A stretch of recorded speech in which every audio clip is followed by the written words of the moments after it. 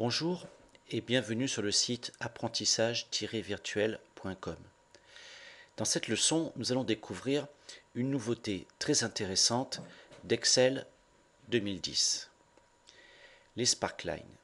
Les sparklines sont des graphiques insérés directement à l'intérieur des cellules et vous permettant d'évaluer ainsi facilement les grandes tendances de vos données.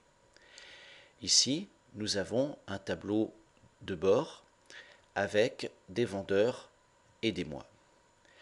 Pour visualiser la tendance de ces données, nous allons utiliser les sparklines.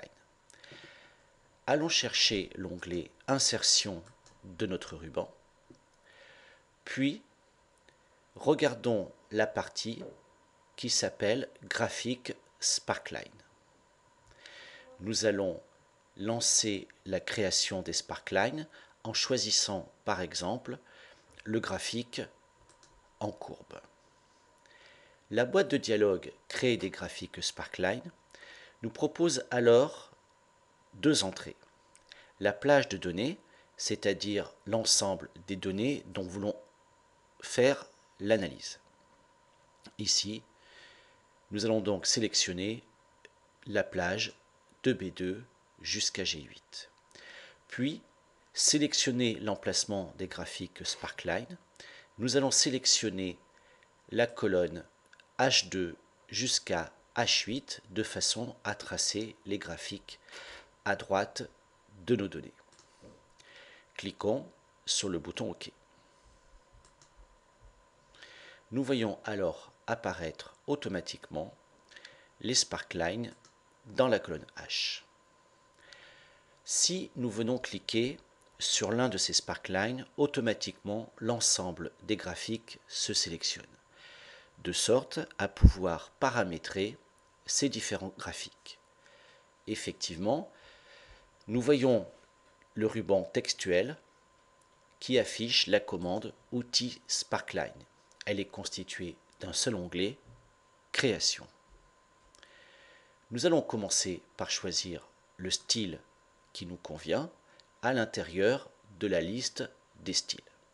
Ici, par exemple, je vais choisir le graphique en vert. Dans la partie Afficher, nous allons pouvoir déterminer quels sont les points que nous voulons faire afficher sur le graphique. Si nous choisissons l'option Marqueur, chacune des valeurs sera alors représentée par un point sur les sparklines.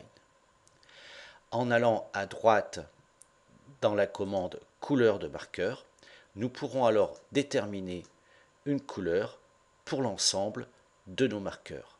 Par exemple ici, je vais les mettre en orange. Il peut s'avérer utile, pour une meilleure visibilité, de déterminer d'autres points. Par exemple, les points de valeur négative, ou le point le plus élevé, ou le plus bas de notre sparkline. Ici, je vais mettre en évidence les points négatifs.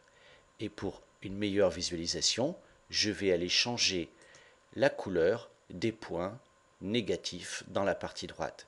Ici, je vais faire apparaître les points négatifs en bleu. Nous voyons effectivement 3 points. Ici, également, ici, la valeur mai pour Paul. Et ici, par exemple, la valeur Mars pour Denis. Nous pouvons également changer la couleur des traits ainsi que leur épaisseur si nous allons toujours dans la partie droite, cette fois dans Couleur Sparkline.